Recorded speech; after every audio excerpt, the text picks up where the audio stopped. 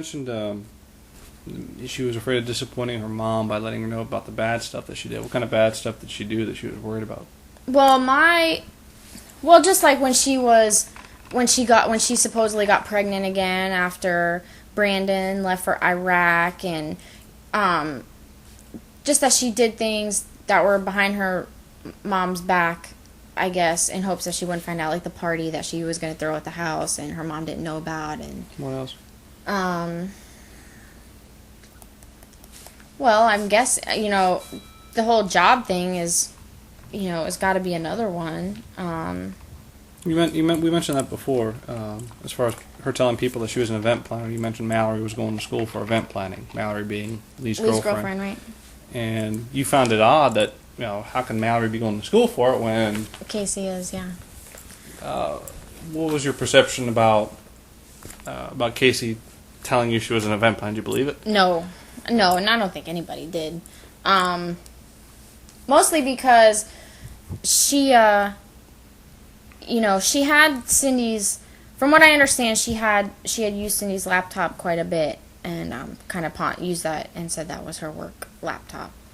I think when she was with friends, so she would tell friends that she was working when she wasn't. She was doing her MySpace page or doing Annie's MySpace page or she was always sick. I think that was another reason she was never working, because she was always sick. Did anyone ever call her on that? Not that I know of. None of my friends did, at least. I think it was common knowledge between all of us that she probably didn't have a job, or there was just no way that somebody could spend so much time on the internet, and still be working. It's like you would think that, Universal had these pages blocked and, just things like that. It's like, how does she get anything done? You mentioned one of the reasons was that she was known to lie a lot. Mm-hmm. Is that one of the reasons maybe? Because it's like, that's just Casey.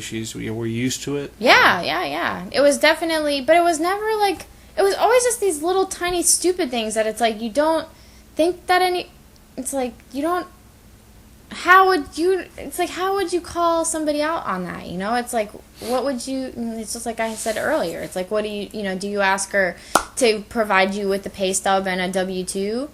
Because it's kind of like, how do you, it's hard because you try and find the line of where it's your business and where it's not your business. So she wasn't getting along with her dad. They just argued a lot, or what was the...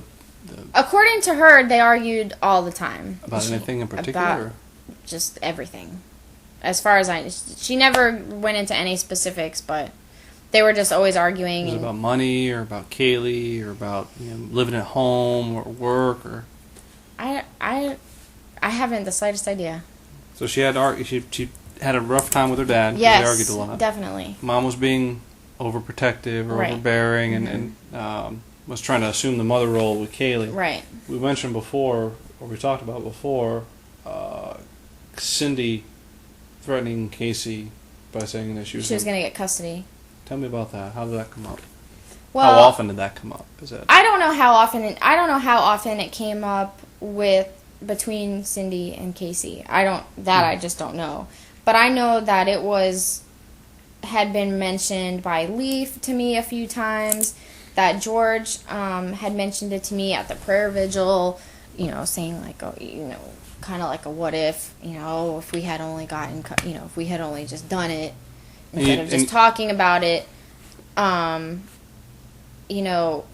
but as far the custody thing of them taking custody of Caylee had been an ongoing, I think, subject for, if I had to guess, it would probably be for most of Kaylee's life. But from what I know, just from where I sort of started coming around, it was like right before she turned 2. Did you mentioned a second pregnancy? She said I guess she'd come to you or come to everyone, a lot of people, and said that she was pregnant with Brandon's kid. When was that again? If I had, I would say probably early March. 07. 07. Okay, and then he went off to Iraq, and shortly thereafter she started telling people about a miscarriage. Miscarriage, yeah. And I guess she had opened up to Lee about this. Lee told Cindy. Yes.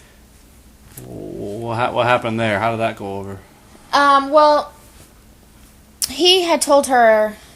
Oh man, did he tell her after? No, because she hadn't. I'm trying to think if she had lost the baby before or after Cindy found out. I don't think. I really can't remember. I'd have to ask somebody, I think. Because I can't remember if Cindy found out before she had lost the baby or after she had lost the baby. But I know that Cindy was pissed. Like, way pissed. Way pissed. Like, furious pissed. Well, I guess you were saying during the second pregnancy it was Brandon's kid. What about the first? You ever say who the baby's daddy was? She told me on the phone one time that the father was this guy she had a one-night stand with in Ohio at an amusement park. Mm-hmm. Now, whether she had the one-night stand in the amusement park, I don't know.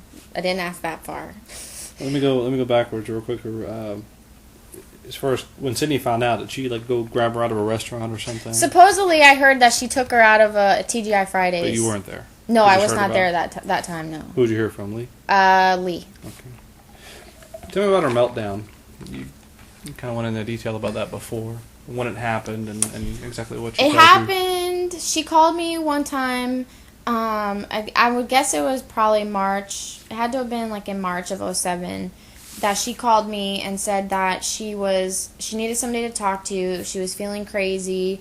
She was thinking about getting herself committed. She had imagined this life with Brandon, and they were going to live on base, and she was supposed to have her baby in October, and it was going to be her and Brandon and Caylee, and the baby, and she had this whole housewife thing, kind of Leave It to Beaver sort of plan in her mind, and it didn't work out, and she just didn't know what to do, and she didn't feel like she was being a very good mother to Caylee, and I told her, and I said, look, I think that's a very smart idea. If you don't feel like you can take care of your daughter, you're so lucky to have parents who will gladly take care of Caylee for you, and I encouraged her. I told her that I would be more than happy to pick her up and take her and be with her, when she told Cindy and George that she was thinking about getting herself committed and the whole 9 yards. And we probably talked for a good hour and a half about this. And, and she was just like, well, I don't know. She's like, I got to think about it. And I got to, she was talking to me, about insurance and cost and all this other stuff. And I was just like, look, don't worry about it. If you feel crazy or suicidal or anything like that, it's not, the buffalo upstairs. You really need to just get some help. When was, where did this conversation take place? Do you remember?